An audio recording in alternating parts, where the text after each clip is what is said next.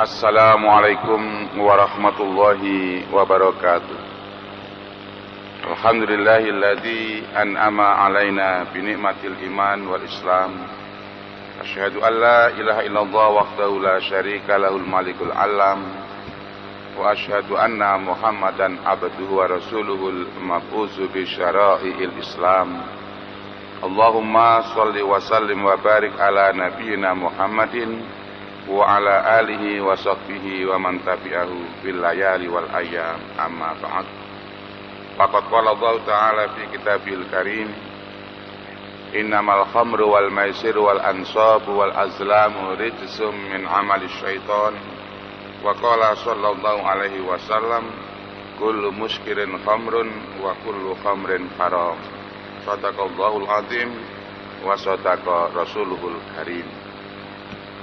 Jamaah subuh yang dimuliakan Allah, pada kajian kita yang lalu telah kita amati bahwa kenakalan anak-anak banyak disebabkan oleh lingkungan, baik di lingkungan keluarga, lingkungan masyarakat, maupun di tempat anak-anak itu belajar. Dan tidak kalah pentingnya juga karena banyaknya mengkonsumsi makanan atau minuman yang haram, menyebabkan anak-anak itu semakin jauh dari agama, semakin jauh dari akhlak yang mulia. Oleh karena itu kita harus berusaha menghindarkan anak-anak kita dari makanan-makanan yang haram, baik jenis makanannya maupun cara memperolehnya. Pagi hari ini mari kita mengkaji halnya yang dilarang oleh Allah dalam hal minuman. Banyak orang yang tidak mengerti bahwa minuman keras yang dikonsumsi itu sangat membahayakan.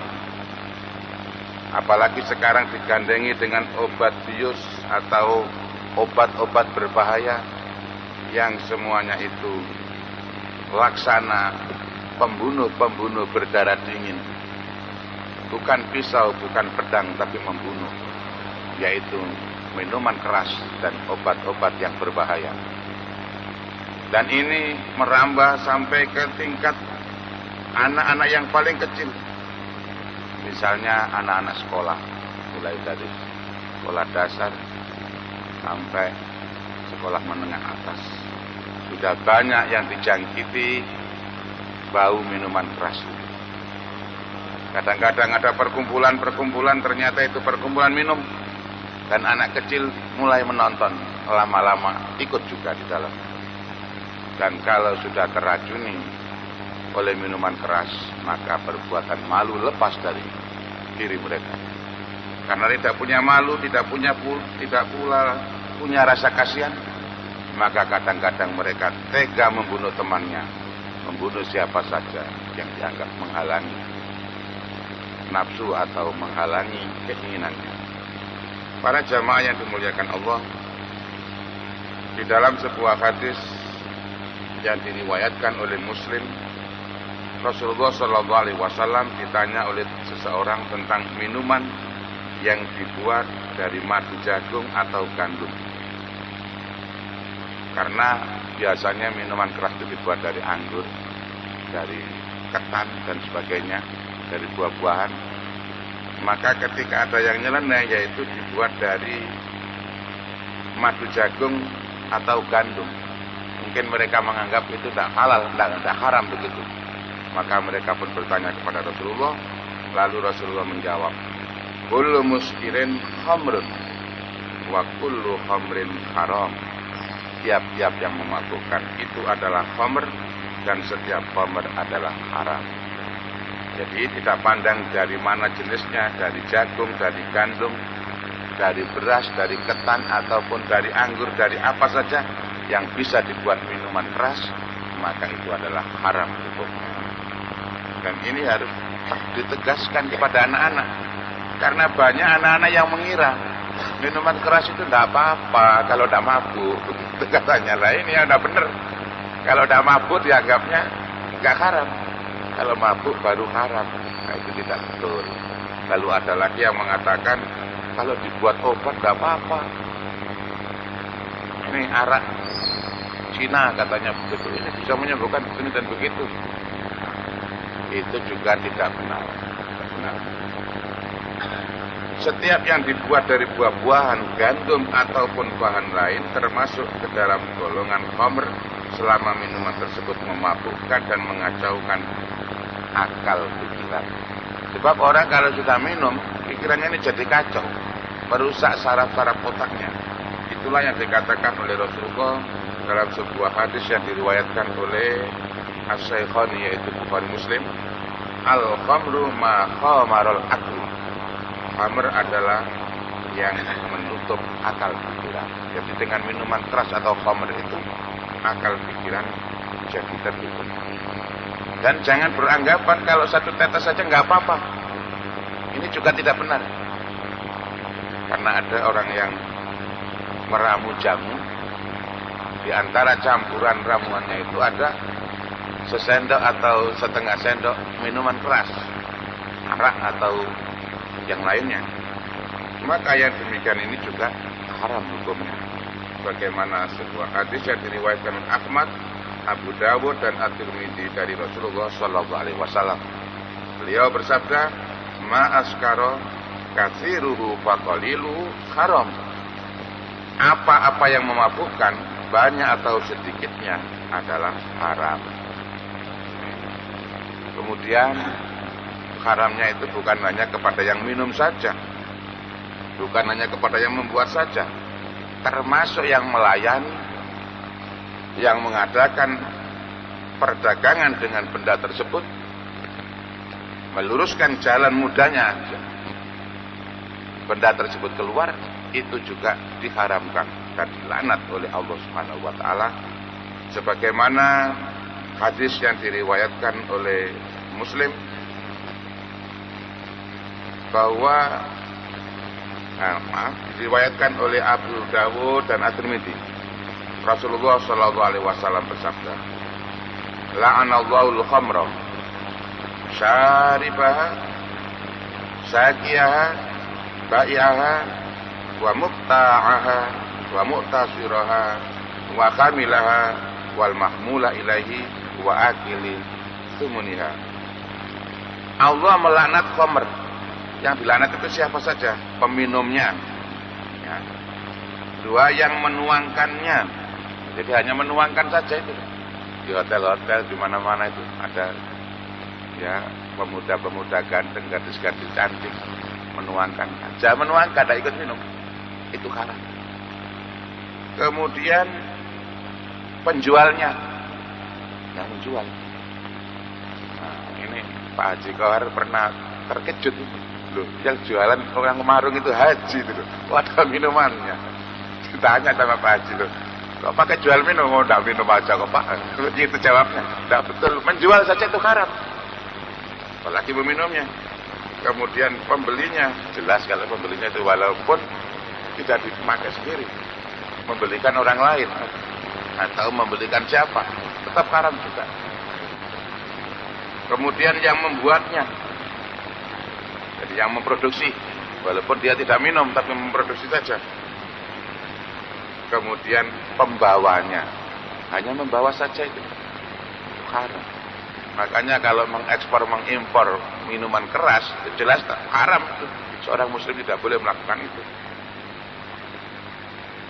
Jadi membawa saja sudah haram, yang menerimanya dan yang memakan harga penjualannya menerimanya. Kadang-kadang orang itu menyimpang karena sudah pergaulannya internasional. Di etalase rumahnya itu ada macam-macam minuman keras. Tidak diminum, hanya dipajang saja. Itu pun tidak diperbolehkan. Mengingat hadis ini tidak perlu. Nah, kalau botolnya saja bagaimana? Ya lain lagi persoalan. Kalau masalah botol ini kan tempat, bukan tidak ada minumannya. Misalnya ada seorang kolektor botol bermacam-macam, yang apa-apa, tapi kalau ada isinya minuman keras itu tidak boleh. Tidak jelas tidak boleh. Maka sebagai seorang muslim tak perlu menyimpan yang demikian. Kadang-kadang kita ini karena kebanggaan sudah biasa melanglang buana, sudah 180 negara yang dikunjungi umpamanya, bangga dari negara sana membawa minuman keras ini tidak diminum, hanya dipajang saja. Itu pun juga tidak diperbolehkan di dalam Islam. Jadi menurut syariat Islam, dalam upaya menutup jalan kemungkaran, maka diharamkan bagi orang Islam menjual anggur kepada orang yang suka membuat khamr. Walaupun anggur itu halal, tapi ternyata kesimpulan yang membeli itu adalah pembuat minuman keras, maka kita dilarang untuk menjual kepada orang tersebut, kecuali kalau tidak tahu. Jadi kalau sudah tahu profesinya ini pembuat minuman keras, maka yang demikian itu tidak boleh. Bagaimana hadis yang diriwayatkan oleh At-Tabrani dalam kitab Al-Awsat, meriwayatkan dari Rasulullah SAW bahwa beliau bersabda, "Man habisal inaba ayyamal qataf hatta yabi'ahu min yahudiyyin aw liyahudiyyin aw nasraniyyin aw mimman yattakhidahu hum khamran faqad taqahaman naro ala basiratin." Barang siapa yang menyimpan anggur pada hari-hari memetik, jadi di saat panen anggur, sehingga ia menjualnya kepada orang Yahudi, Nasrani, atau kepada siapa saja yang suka membuat khamr, maka dengan sadar ia telah menceburkan dirinya pada api neraka. Jadi jangan sampailah kita ini berdekatan dengan itu. Begitu sangat berbahaya. Nah ini nampaknya marah itu di kampung-kampung itu kalau ada minuman keras itu banyak sponsornya. Pengajian ada yang sponsori Pak ya. Kalau minuman keras itu datang bergerombol. Habis ada lagi bosnya ini buantikan dan bangga itu. Ada pula orang Islam yang merasa, wah saya ini orang nasional umum, ngaji ya bisa, minum ya bisa. Akhirnya punya hajat, beberapa hari punya hajatnya itu. Malam pertama nanggap orkes, namanya begitu. Malam kedua nanggap wayang. Malam ketiga pengajian. Nah ini katanya begitu itu. Setelah saya lihat itu, bahkan ketika nanggap wayang dan nanggap orkes itu didahului dengan minum-minuman keras. Dan Sohibul Hajat yang seorang muslim dan sudah menunaikan rukun Islam yang kelima, itu pun ikut minum dan bangga di depan karyawan-karyawannya. Lalu ditutup dengan pengajian dan zikir semalaman. Nah ini kan mencampur aduk antara yang hak dan yang batin. Jangan sampailah terjadi orang muslim yang ishadu bi anna muslimun, saksikan bahwa saya ini muslim. Muslim itu tidak mau begitu, ya sudah.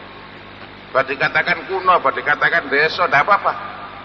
Itu lebih baik daripada sok mengaku kota dan sebagainya, tapi menceburkan diri ke dalam api neraka. Jadi seorang muslim diperintah untuk tidak mendatangi tempat-tempat minuman keras. Mendatangi saja itu tidak usah. Ada orang punya gawe malah, waduh, minuman keras disiapkan. Yang tamunya itu ngambil nanti tinggal menghitung berapa. Pulang berkata dan telet. Nah itu kok disenangi begini. Ini masih marak terjadi. Siapa yang berat terjadi? Kita sendiri. Mulailah dari diri kita. Tidak mendekati yang demikian. Dan ini bukan rahasia lagi kalau sudah tempat itu digunakan ajang minum-minuman keras, pasti yang terjadi perkelahian, pertengkaran, dan lain-lain yang sangat membahayakan. Karena memang rasa malunya hilang. Rasulullah mengingatkan, man kana yu'minu billahi wal yaumil akhir fala yaqud ala ma'idatin tudaru 'alaihal khamru. Barang siapa yang beriman kepada Allah dan hari akhir, maka hendaklah ia tidak duduk di meja yang di atasnya disajikan khamr atau minuman keras. Nah, jadi sangat berbahaya. Jangan sampai kita ini masuk ke dalamnya. Kita hindarilah. Darul mafasid muqaddamun ala jalbil masalih. Menghindarkan kerusakan itu didahulukan daripada mencari manfaat atau maslahat. Jadi umpamanya saya ini guyubi, biar di kampung saya ini disenangi orang, saya minumlah walaupun mencicipi. Jangan, nggak usah. Itu menghindari bahaya, menghindari hal yang merusak itu kita dahulukan daripada mencari disenangi orang dan sebagainya. Barangkali demikian yang dapat saya sampaikan. Dan ada orang yang beralasan, wah saya gunakan untuk obat, apakah tidak boleh itu? Ini pernah pertanyaan itu di zaman Rasulullah. Ketika ditanyakan itu, Nabi Shallallahu Alaihi Wasallam bersabda, orang itu bertanya, innama asna'u walid dawain, wala alaihi salatu wassalam, innahu laisa bidawain, walakinnahu da'un. Sesungguhnya yang membuatnya untuk obat itu bukan membuatnya untuk obat. Dia bersabda, sesungguhnya khamr itu bukan obat tetapi penyakit. Jadi orang mengatakan saya gunakan ini untuk obat. Gimana? Nabi menjawab, innahu laisa bidawain, itu bukan obat. Walakinnahu da'un, tetapi itu adalah penyakit. Para jamaah yang dimuliakan Allah, demikian yang dapat saya sampaikan. Saya mohon interaktif, sumbang saran dan usulan-usulan serta mungkin pertanyaan-pertanyaan dari para jamaah agar tidak ngantuk, karena ini pagi hari. Kalau tidak semangat bisa ngantuk ini tadi. Monggo dimulai dengan Pak Garno atau Pak Haji Kohar ini. Monggo, silakan.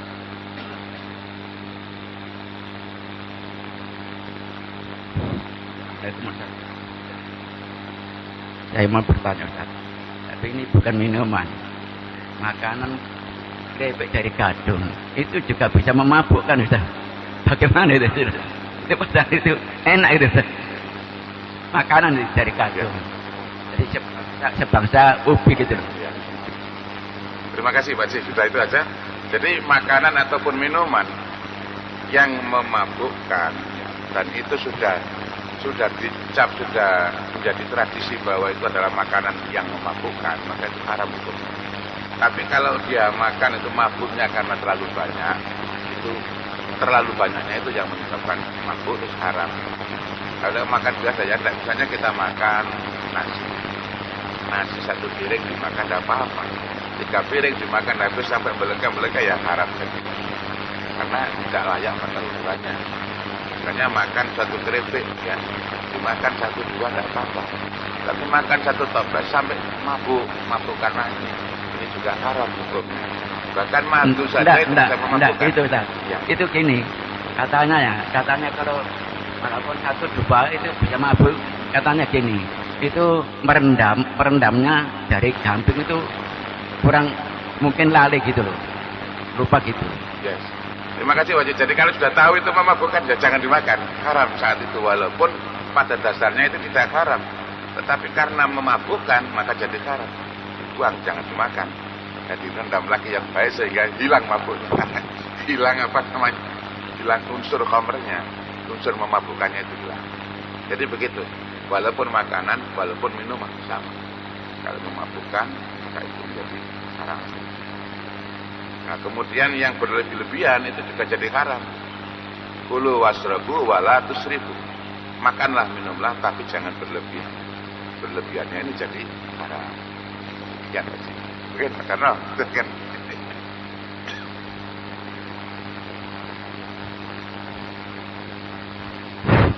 Assalamualaikum warahmatullahi wabarakatuh. Tanggal 26 Juni kemarin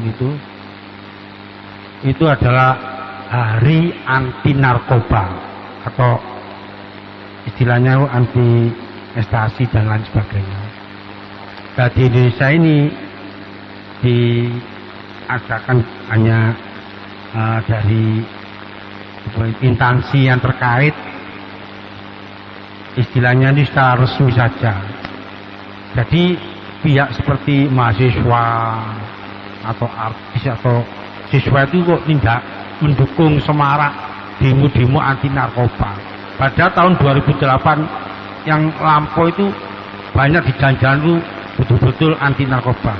Kemarin itu kok hanya cuma instansi yang terkait, bahkan Presiden Susilo Bambang Yudhoyono juga ikut datang untuk menghadiri hari anti narkoba. Lalu kenapa sekarang kok kayaknya sepi-sepi saja gitu, mengajak semarak untuk menanggulangi daripada bencana narkoba. Sekian Ustaz. Terima kasih. Kalau sepi-sepi saja itu bisa saja terjadi karena ya kurangnya dana dan sebagainya. Tapi kalau anti narkobanya masih tetap di sekolah-sekolah itu slogan-slogan anti narkoba itu harus dipasang, bahkan di tiap-tiap lorong, tiap-tiap sudut yang biasa dibaca anak-anak itu dipasang anti narkoba. Kemudian tindakan sekolah juga tegas kepada anak-anak yang terlibat dalam narkoba pasti dikeluarkan dari sekolah negeri ataupun sekolah-sekolah swasta yang memegangi aturan-aturan. Jadi itu semarak di luarnya memang kurang karena mungkin adanya dana dan sebagainya. Karena tahun 2009 ini kan bersamaan dengan berbagai macam acara pemilu legislatif, pemilu presiden dan macam-macam. Jadi ini mohon dimaklumi. Tapi yang jelas semangat kita untuk anti narkoba itu harus kita teruskan. Jangan sampai loyo, jangan sampai layu sebelum berkembang. Begitu. Silakan mungkin yang lain. Supaya tak ngantuk Bapak. Monggo. Enggak usah sungkan-sungkan. Silakan.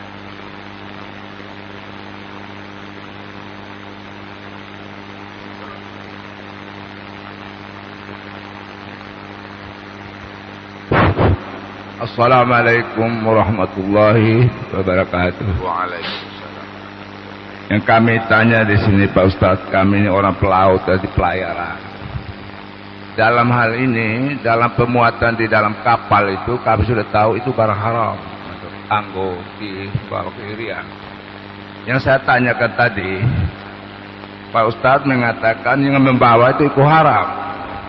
Karena kami tidak tahu bahwa ini haram, apakah kami anak koda membawa barang itu. Jadi kapal itu banyak barang haram untuk bawa ke Irian.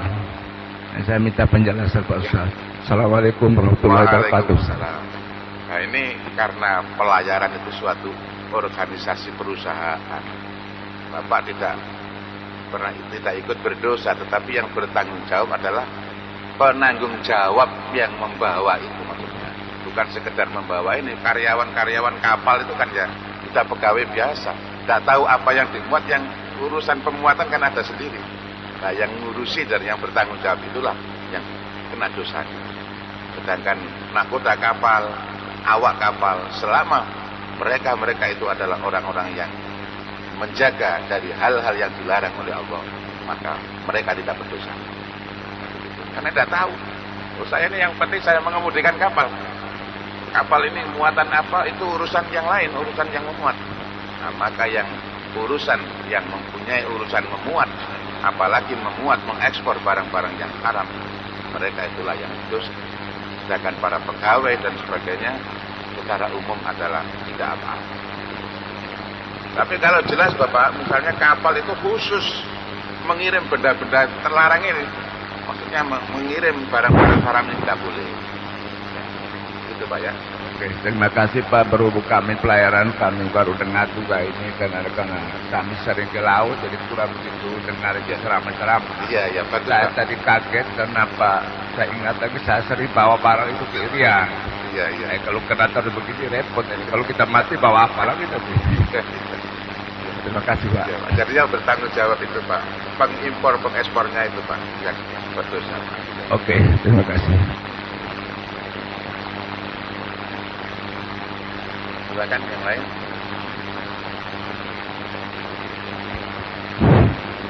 Assalamualaikum Pak. Waalaikumsalam. Ini keluhan masalah denda Pak. Jadi di dunia pendidikan itu sekarang udah menerapkan denda. Keterlambatan membayar sekolah atau membayar semester itu bervariasi masalah denda. Ada yang 5%, ada sampai yang 25%. Sedangkan orang-orang yang terlambat membayar mayoritas anak-anak yang tidak mampu. Nah itu sedangkan ada otonomi daerah di sekolahan itu punya kewenangan sendiri. Sedangkan kita memprotes ada yang dengan sukarela dihilangkan. Sedangkan ada yang guru atau kepala sekolah itu sangat mempertahankan karena untuk kesejahteraan katanya. Ya tapi lupa bahwa denda itu haram. Bagaimana itu Pak solusinya itu Pak? Jadi ini masalah pendidikan antara denda ya. Denda karena keterlambatan membayar dan sebagainya. Ini hendaklah dirundingkan baik-baik.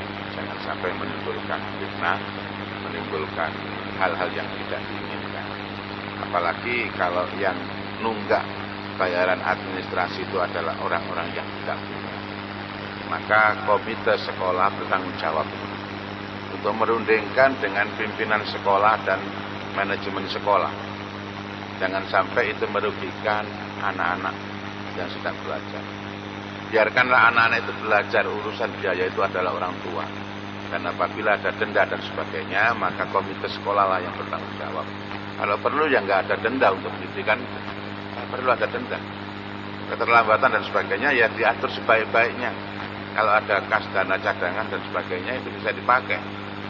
Kan bisa misalnya anak itu untuk mendaftar dan kemana-mana, bisa sesuatunya itu ditahan dulu di sekolah, tidak diberikan sampai pelunasan dan sebagainya, umpamanya ini. Tapi yang tidak membahayakan, kan banyak itu komponen yang harus diterima oleh anak-anak. Misalnya ada sesuatu komponen yang tidak diperlukan tetapi perlu untuk kepentingan pribadinya, tidak diberikan dulu atau fotokopinya saja dan sebagainya yang menyebabkan anak itu masih terikat. Dan seandainya itu tidak punya sama sekali pun harus melapor ke komite bagaimana cara komite itu mengatasi. Kalau memang betul orang tidak mampu, masa dipaksa orang tidak mampu, mana nanti hutang pada rentenir menjerat dirinya tambah bahaya lagi. Nah ini harus dampak sosial yang demikian harus kita pikirkan. Inilah komite sekolah itu bermakna di sini. Jangan komite sekolah hanya dompleng saja ya. Pokoknya kegiatan begini, malah kalau perlu ikut sama-sama mencekik, menggali ya tidak boleh. Jadi harusnya ikut membantu komite sekolah, kemudian ya, hal-hal yang terkait dengan sekolahan itu sendiri. Semua itu ikut berpikir. Memang masalah kemiskinan ini harus dipikirkan bersama. Dan alhamdulillah pemerintah kita saat ini kan sudah mencanangkan pendidikan gratis. Walaupun tidak 100% gratis, tetapi banyak dana-dana yang besar yang sudah ditanggung oleh pemerintah, baik untuk sekolah negeri maupun untuk sekolah swasta. Maka ini sudah keuntungan yang cukup besar, tinggal mengefektifkan saja. Jadi kalau ada sekolah yang masih mendenda dan sebagainya, ya komite sekolah bertanggung jawab untuk mengkonsolidasikan, sehingga jangan sampai mencekik masyarakat bawah yang memang betul-betul ekonomi lemah. Demikian Pak Suja. Mudah-mudahan kita semua ini ikut membantu. Jangan sampai kita diam saja. Walaupun kita bukan pengamat, tapi ya pedulilah pada pendidikan. Seperti Pak Agus ini memang anggota dari pengurus peduli pendidikan. Jadi beliau ini selalu memperhatikan dan memperhatikan tadi juga. Jangan Pak Agus saja, semuanya kalau bisa itu memperhatikan dan melaporkan pada Pak Agus mengenai hal-hal yang tidak pas untuk pendidikan kita. Demikian mungkin yang lain. Pak Haji barangkali dari pengalaman dari banyak karyawan-karyawan pemerintah dan pelabuhan ini ya. Ini mungkin banyak pengalamannya. Monggo Pak, silakan. Barangkali masih ada pertanyaan ataupun masukan-masukan. Silakan Pak Haji Nurdin mungkin.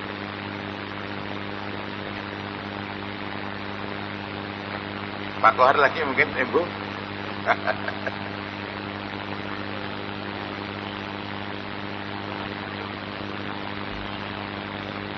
Pakai mic.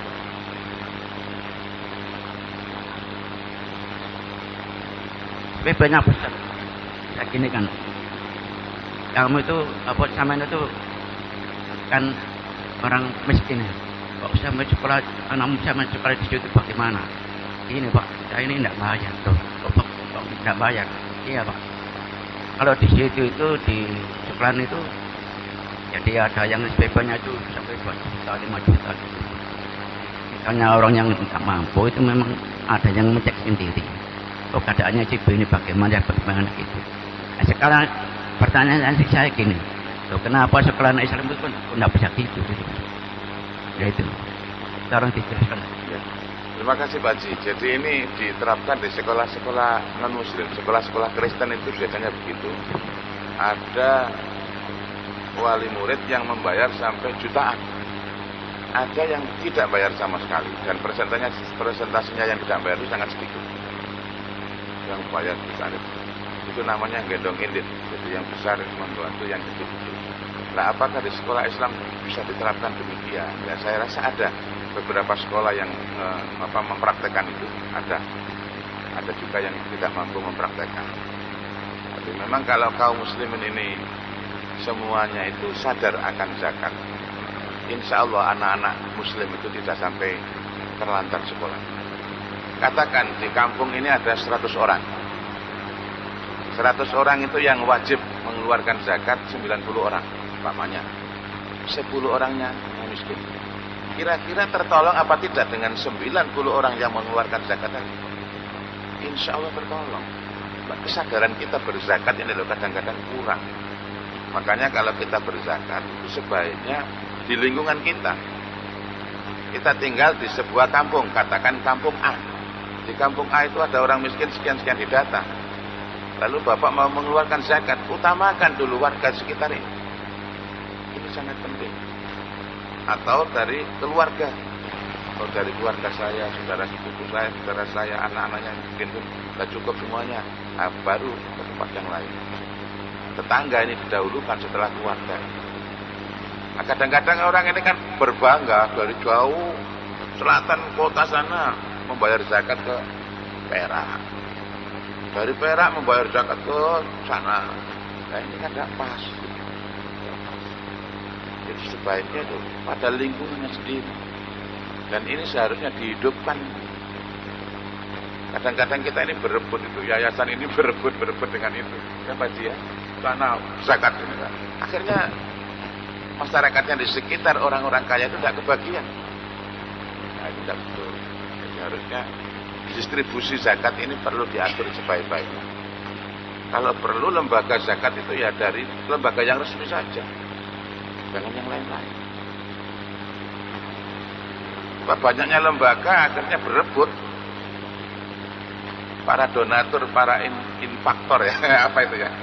Para infak ya, para yang memberi infak tersedot ke suatu tempat, dengan di sekitar situ tidak kebagian. Nah, ini perlu diatur. Mudah-mudahan nanti dari pemerintah itu ada aturan seperti itu. Walaupun sudah ada badan amil zakat, infak dan sedekah yang namanya basis, itu dihidupkan yang lebih hidup sampai tingkat yang paling rendah, yaitu tingkat RW misalnya begitu.